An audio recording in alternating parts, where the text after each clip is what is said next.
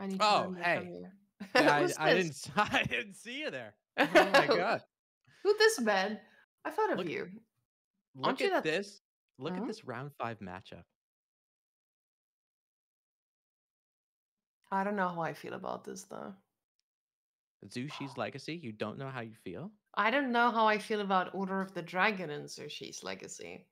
Yeah, On Prairie. Oh, both of these civs. Very spicy. I was not expecting to see Order of the Dragon. Mm-mm. I really Not at wasn't. all. But If I were to pick a map though, Prairie's mhm. actually pretty good. Yeah, I mean, yeah, sure. The reason we have Prairie, by the way, is because the map pools we had were initially very focused on English. English had a very big advantage, so we needed to be a little bit more spicy with not giving an English map. But now I feel like this is a very open map that can take a lot of harassment, which both of these civs are really good at if you're not booming with the second TC. But as Jushi, what do you go for against Order of the Dragon? Do you just Yeah. stay in your base and boom?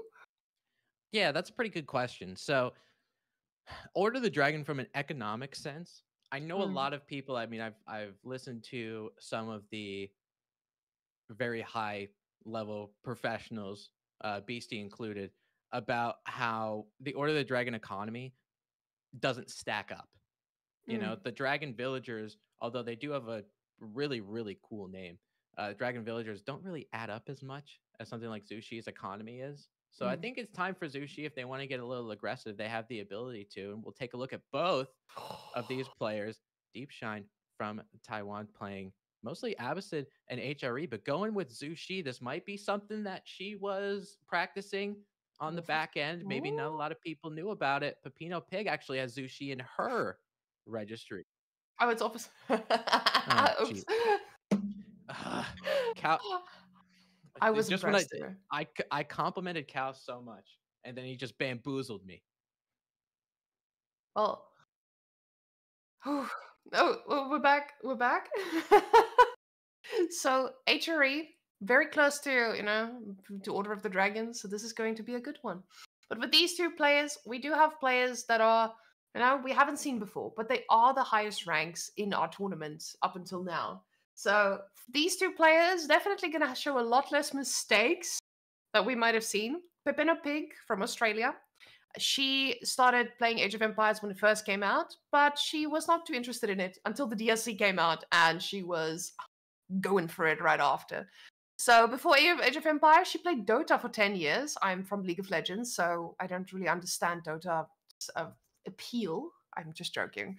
But she was the captain of the Australian female Dota team. So she has dabbled in some female gaming.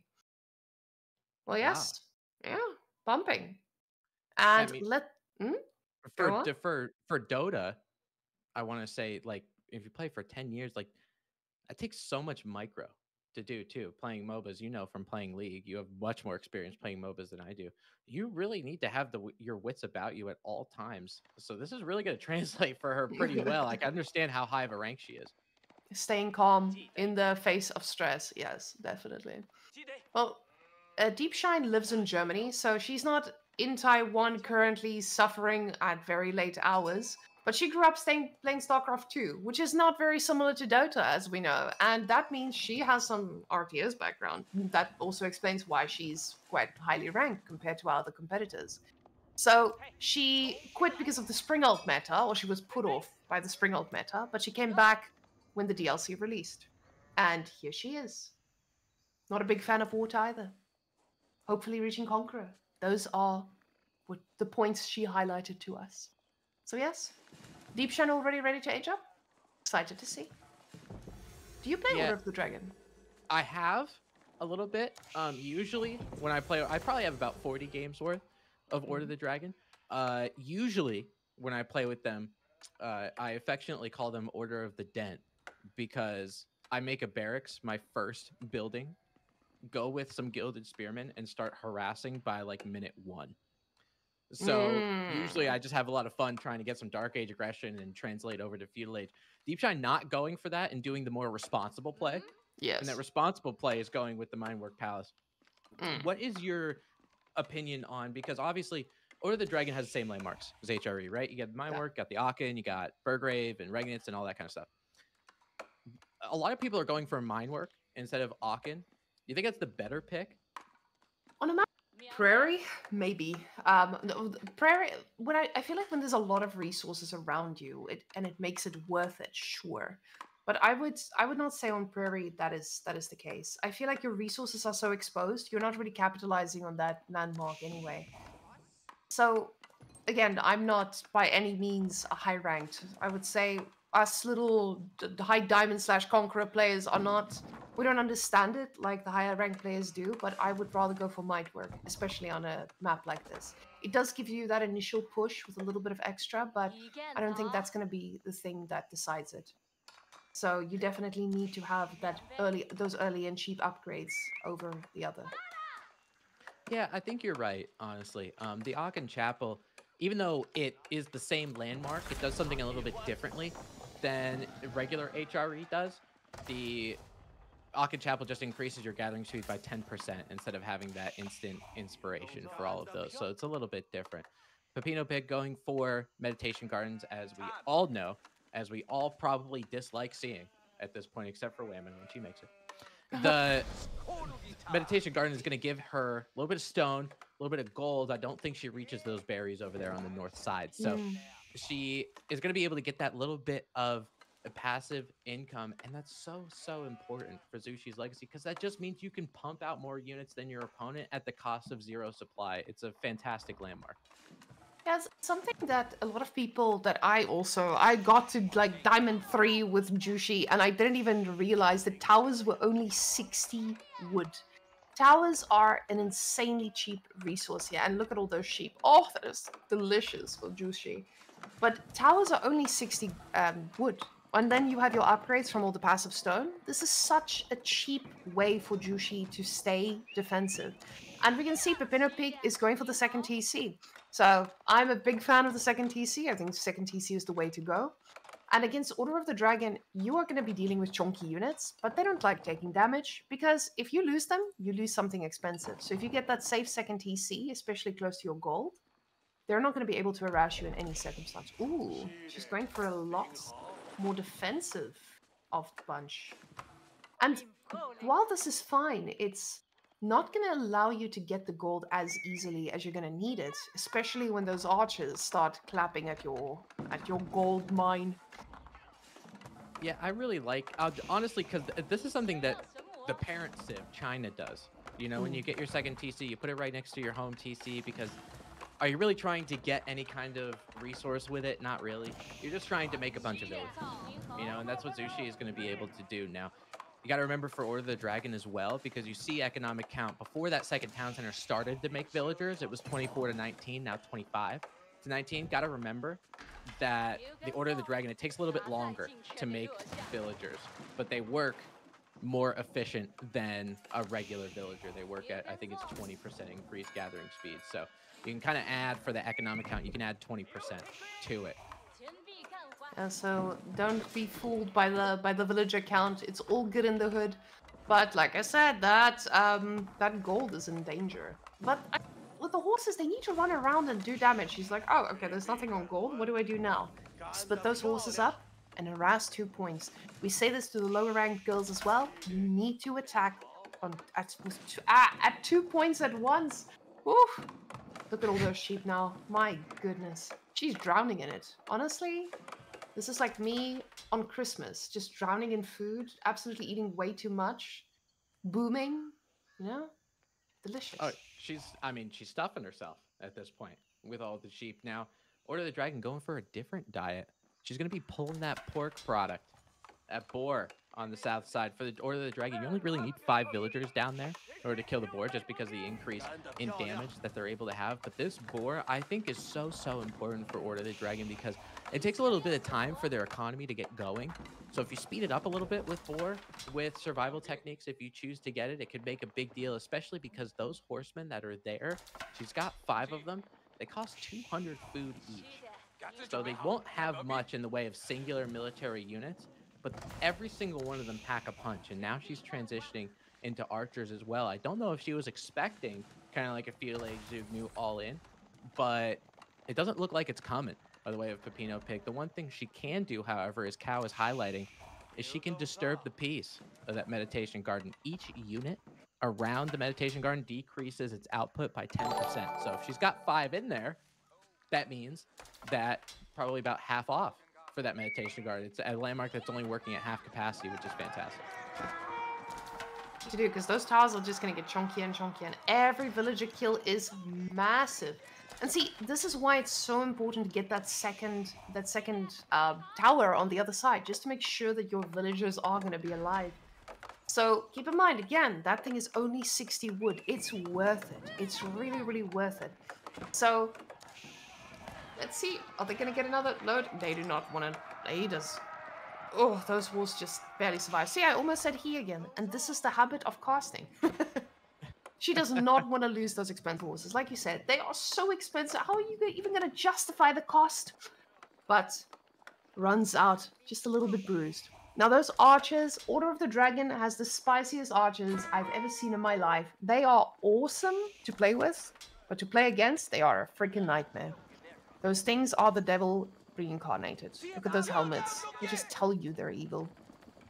Yeah, they look like just because they're yellow, like they're yellow and black or golden and black, they look like little bumblebees running That's around. true. And they, Cal, shut up, don't laugh at me. Those archers, man, are they quick with the trigger? Their attack speed, they can attack basically just every second. Boom, boom, boom, taking down these spearmen. The spearmen are barely going to be able to get there. Deepshine going to be able to, she has the presence of mind and the APM to kite and will continue to pick off those spearmen. I mean, obviously spearmen being target practice, but having a lot of archers in a group, having maybe like 10 to 15 archers in a group, you swear they could take down anything. And that attack speed is just insane. They are like machine guns. They're literally like the English TC. So if an English TC could walk around, that is exactly Order of the Dragon archers. Yes. I stand by that. Yes. And that's what nightmares are made out of. I'm gonna tell you. Those horsemen though, trying to get around to that granary. A couple villagers end up going down. Obviously, Peppino might have some villagers to spare, but losing a couple of them, not necessarily what she wants to do. One gilded horseman going down as well. She is getting Zugnu in the back. And give me your opinion, Whamen, because you are a Zushi player. How do you feel about Zugnu? Zushi right now or in general? No, their specific unit, that Zugnu unit. Oh, okay. Yeah, so I think that it's a little bit busted, honestly. I felt that way about China from the start. I do not respect the mash Zugnu at all.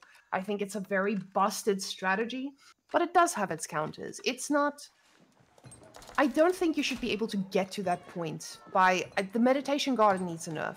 And I say this as someone who has been abusing the meditation gardens the whole time. It needs a nerf and it needs it now. So that meditation garden needs a nerf in terms of a range maybe, or just... I don't know. It's just like a maximum amount of resources it can give you. It is just too broken because that is what it's allowing you to get to that point with the Jugunus. With a normal economy, you're not going to get there. So I think they're manageable if you don't have that many passive resources. So yes, no, they're busted as hell. I can be honest about that. I just wanted to hear you say it, and I'm just so glad somebody agrees with me.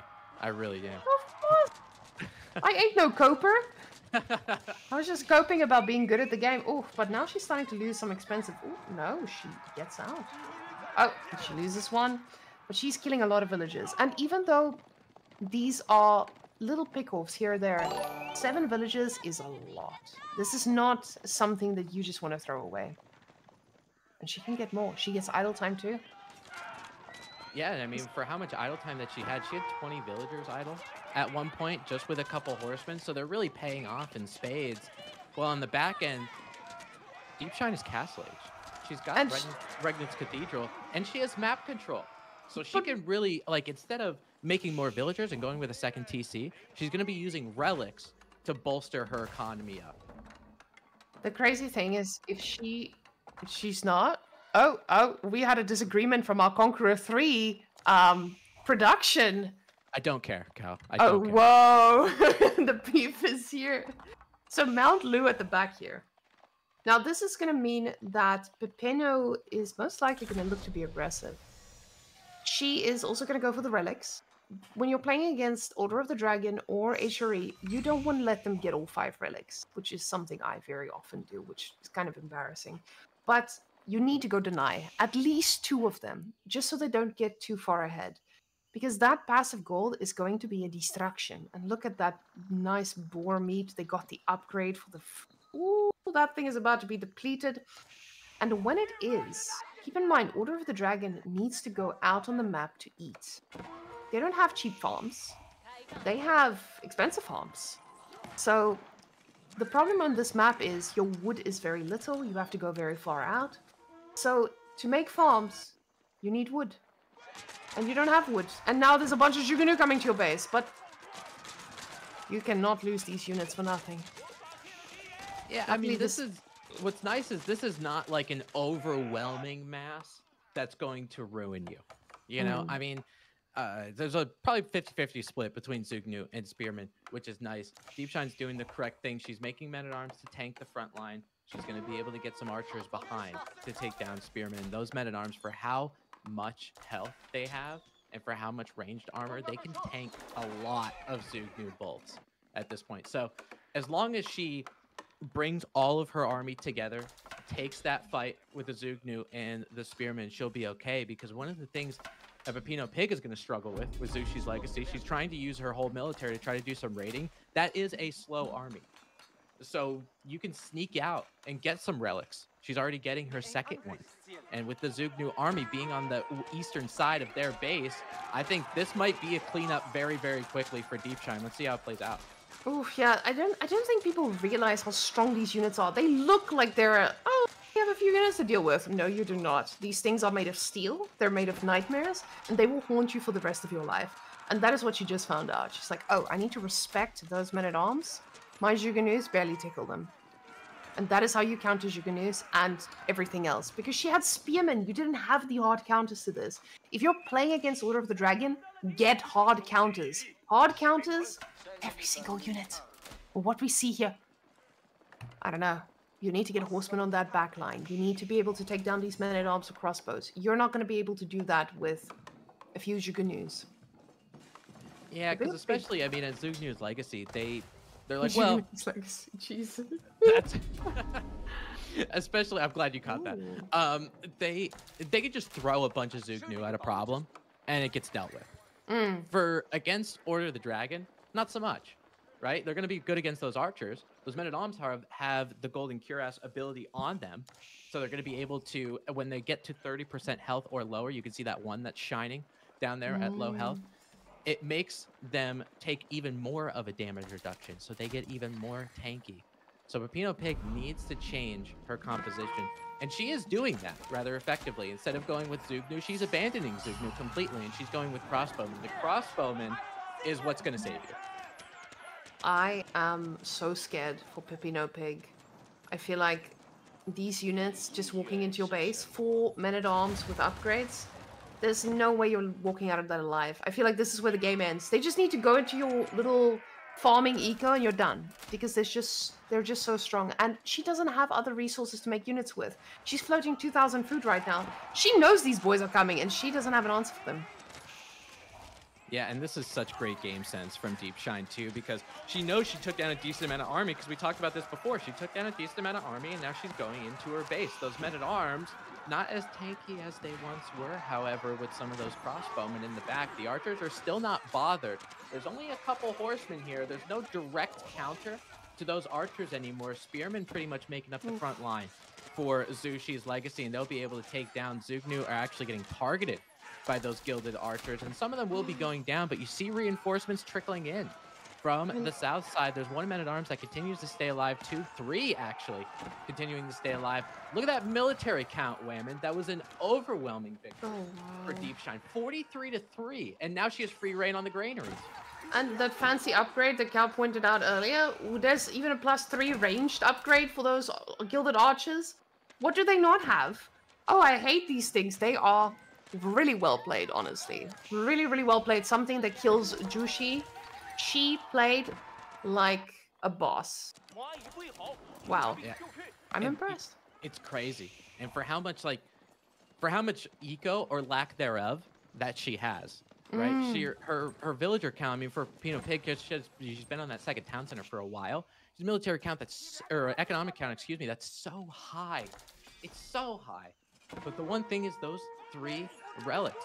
It means that Deepshine only has to worry about food and wood for her villagers. She gets so much out of that Whamenqt Cathedral. Now some more forces trying to come out for Peppino Piggg. I think she does a good job in terms of composition change again, because she's starting to add knights.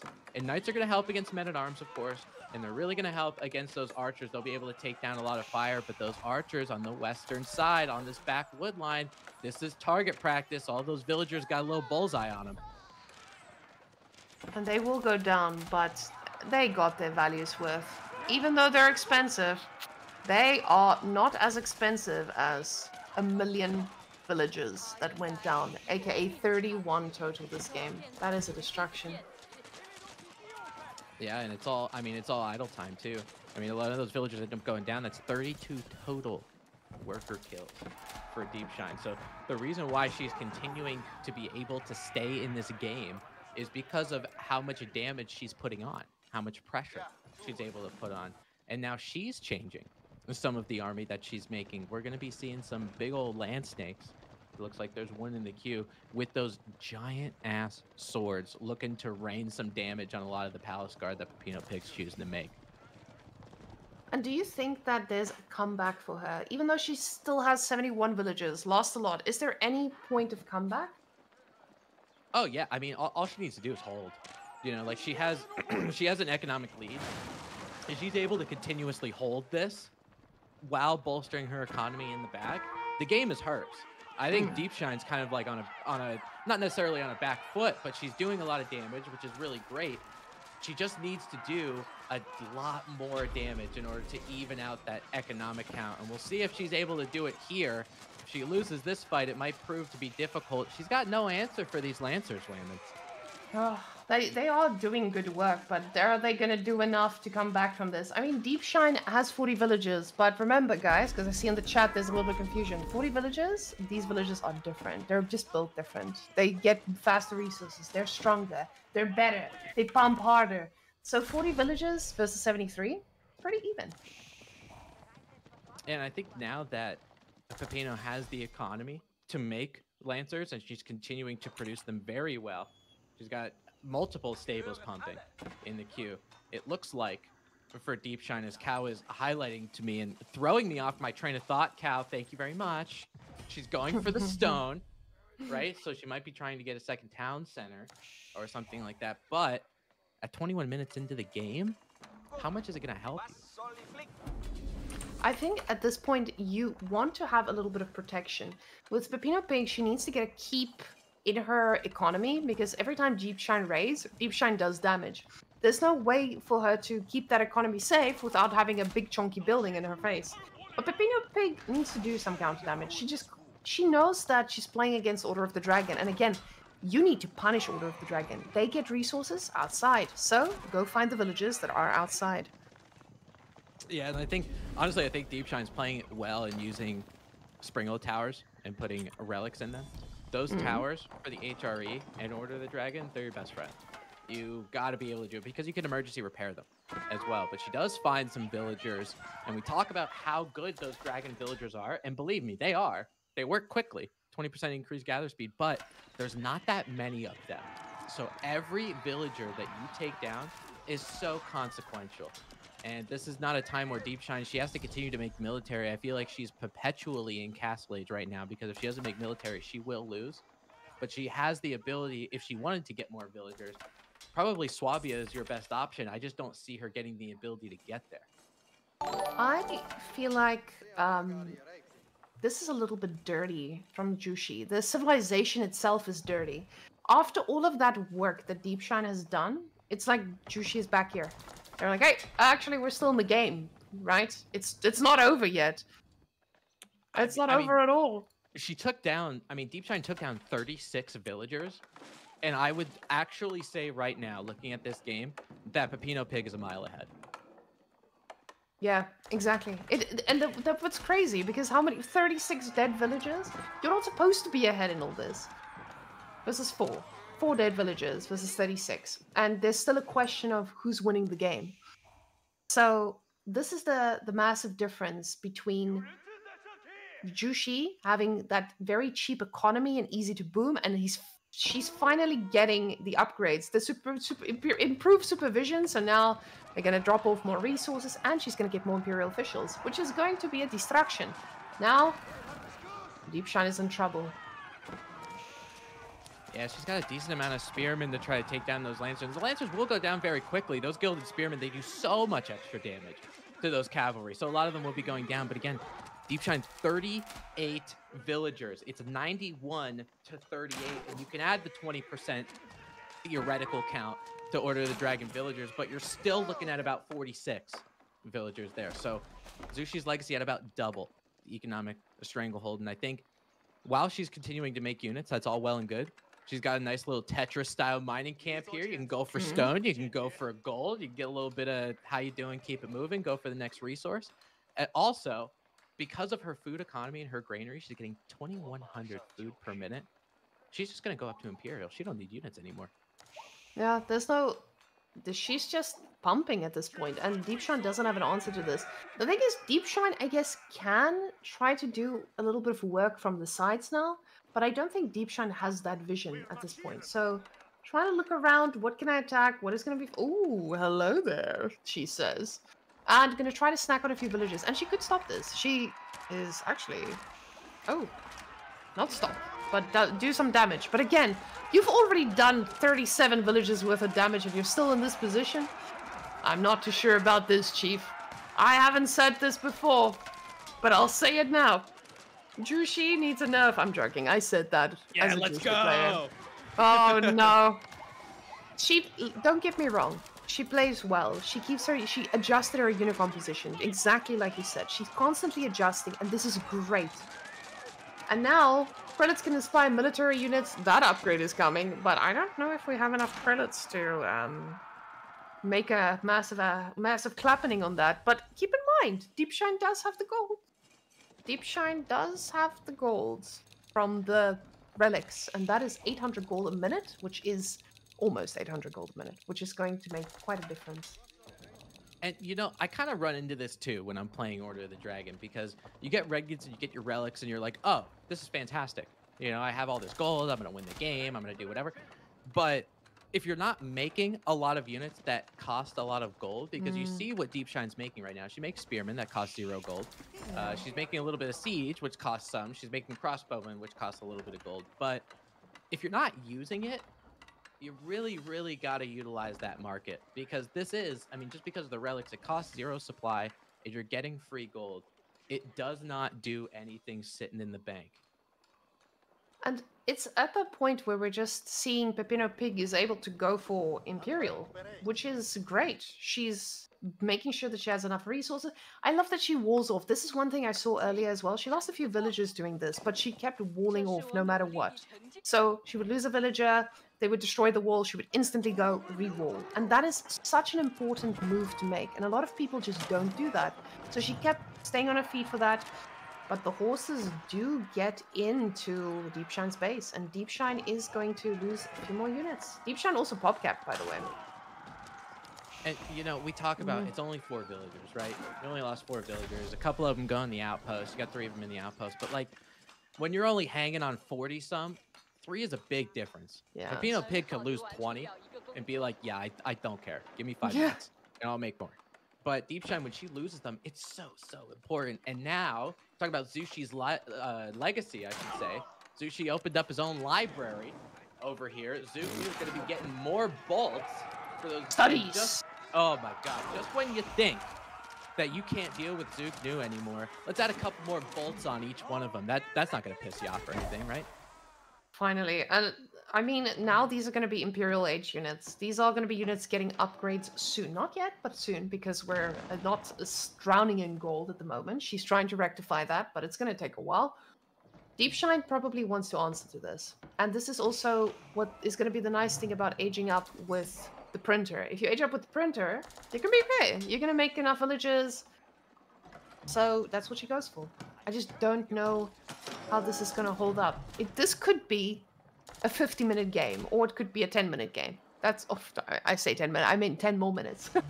Yeah, I mean, time really is the factor for Deepshine. And I mean, Palace Swabia gonna go up. Dragon Villagers, they can build a little bit quicker. Blah blah blah. You know, whatever. But to actually get the Swabia to pay off, you need time. And I think when Peppino Piggg sees that Deepshine is going into Imperial Age, she's going to be like, well, I'm just going to ship it because I have the ability to reproduce my army. They're starting to get of Imperial quality. You know that that's thousands of resources Deepshine didn't use, or she's looking to take this battle right now. She sees how much is there for Order of the Dragon. And I know it could be deceiving, but she really wants to take that fight right now. Deepshine hitting Imperial Age. Nest of Bees coming out for Zushi's Legacy. One beehive ends up getting taken down by a Springald, but this other Springald by the Order of the Dragon ends up going down. That ranged mass from Zushi on the north side of this battle. Basically not touched for the duration of this. And remember, they have 1,000 bolts attached to them, so they're going to make quick work of this ranged mass by Order of the Dragon. I don't know if Deepshine's going to be able to reproduce the army she needs. And it seems that that call I made earlier about this being like 10 more minutes was even more wrong. This is going to be ending much sooner. And this is just something that we saw in this game that we didn't see in the previous game, siege control. The siege control was out of this world in this one, especially for Peppino Piggg. She was on fire, just clicking left, right, center, making sure that she targets the right things. She did take a little bit of damage, but again, we're not here to see Conqueror 3 amazing siege play. This is amazing from what we've seen, and I'm so happy to see this quality of siege control, especially from players who don't have tournament experience. Because remember, guys, these people are nervous as hell right now. For a lot of people, this is the first event that they've ever played in. And both of these players are just showing up really well. Yeah, I think that's something you got to think about too for people that have not played in tournaments before. You see the picture-in-picture on the eastern side, more villagers going down that outpost, trying to give villagers a little bit of safety. Not going to quite get there. Military or economic count, I should say, for Deepshine, continuing to hover in that 50 range, even with Swabia. But just to allude to your point too, Whamen, there's 600 and some people watching this right now. If you're on crazy, camera, right? Right. If you're on camera and you're thinking, you know, you got to show out and you got to show up, you get really nervous. Your hands get sweaty. I remember knee spaghetti. Right. There's mom spaghetti all over your goddamn sweater. Like already. It's already. It's tough. You know, I remember first tournaments that I've played in. I remember first tournaments I've casted in. And my hands are sweaty. I got more, I don't know, something about mom spaghetti. And it's wild. It's a wild experience. So it's good to give you, all of these players, the experience that they deserve for playing this great game. Yeah, and I'm so excited to see where they go from here as well. Because again, when we're going to do our league, we're obviously going to have this divide between Premier and Open. And these are two Premier League players. And I'm hoping to see that as the league goes on, they will definitely be able to face off against one another and grow and see how this keeps going up and down. Because both of these players very similar ranks. And the annihilation is complete.